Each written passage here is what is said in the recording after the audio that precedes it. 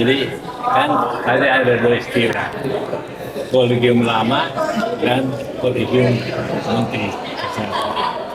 Saya terjemahkan tadi dengan kolegium independen yang didasarkan kepada anggaran dasar dan anggaran rumah tangga, dan kolegium dari keputusan Menteri Kesehatan. Tadi saya sudah pertanyakan, yang mengangkat dan memberhentikan adalah keputusan menteri. Jadi sudah alat pemerintah. Kalau alat pemerintah, berarti Menteri Kesehatan mempunyai kekuasaan penuh. Dia bisa mengikat janji dengan siapapun juga, misalkan dalam pemberian alat dan dalam penelitian.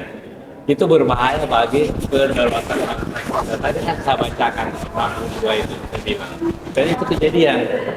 Nah, dengan independensi kita selama 40 tahun ini kan semua berjalan lancar.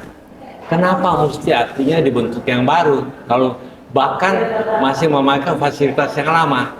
Makanya ketika saya mempertanyakan ada dua sekarang politik, pemerintah dan independen, saksi faktanya nggak mau jawab.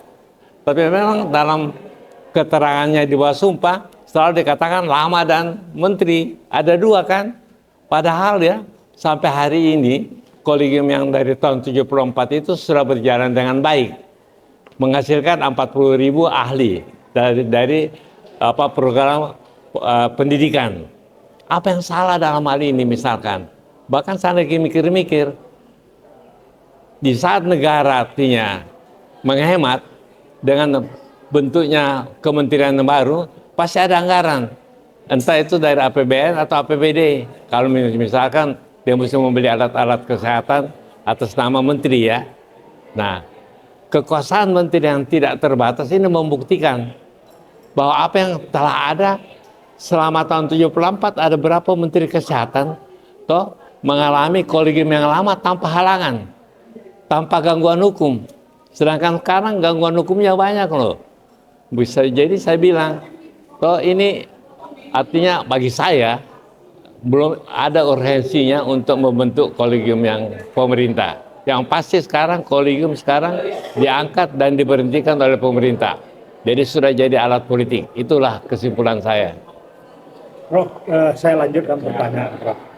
Bahwa tadi dua saksi merupakan saksi fakta yang kemudian dianggap mengetahui tentang proses pembentukan kolegium yang baru. Yang satu betul-betul baru, yang satu sudah yang lama.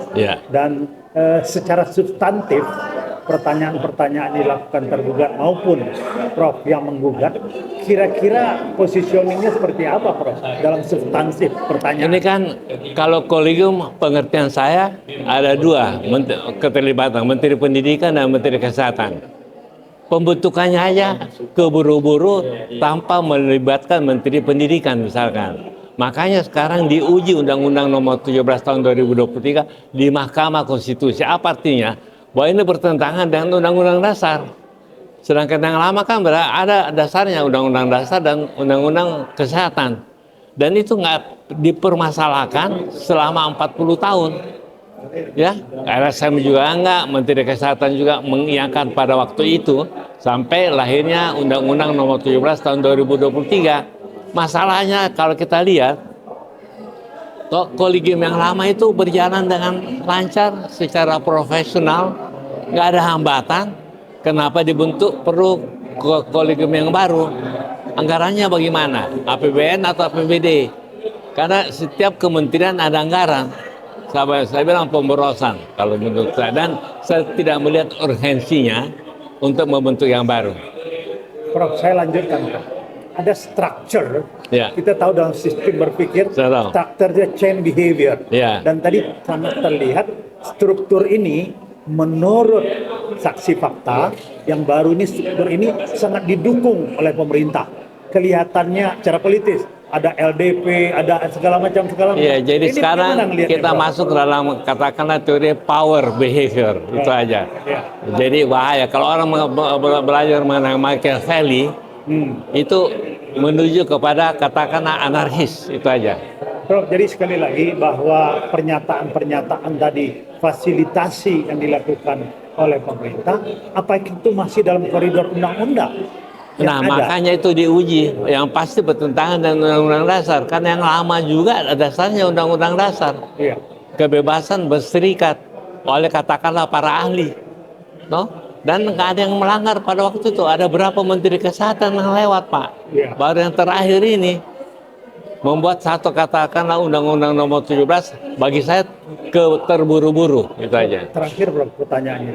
Tadi kan ditanyakan bahwa ADART organisasi profesi membuat semuanya menjadi sangat-sangat ada pembedaan. Iya. Mana kolegium, mana yang etik, Iya. mana yang kemudian pengurus.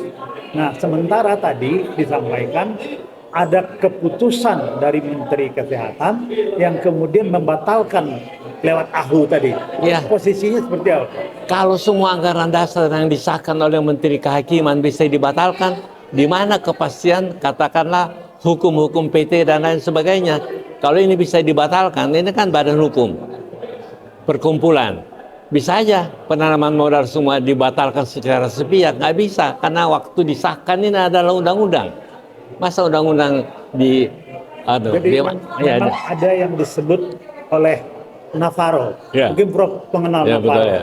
Navarro kan mengatakan bahwa neoliberal Ya. dan kemudian hubungannya dengan globalisasi, privatisasi memang berusaha untuk memastikan adanya kekuasaan terkumpul. Kira-kira seperti apa nih dalam situasi makanya saya yang bilang, kolegium sekarang? karena dia mempunyai kekuasaan, terjadi kayak misalkan penelitian atau kesehatan di bawah atau maksud-maksud intelligence kayak Namaru, saya sudah katakan, karena itu kan kekuasaan. Ya.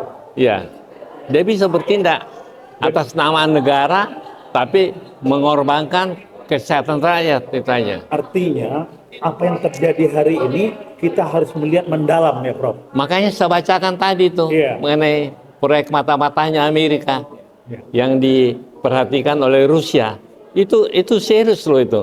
Iya, jadi artinya bahwa kolegium yang Iya. tadinya independen, Iya. yang sangat berorientasi kepada keilmuan, dan keilmuan itu berarti tidak bertentangan dengan kemanusiaan. Iya. Bisa saja seperti terjadi yang Iya. Jerman dulu, Prof. Betul, memang.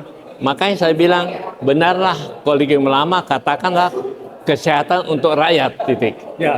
Terima kasih, Prof. Makasih.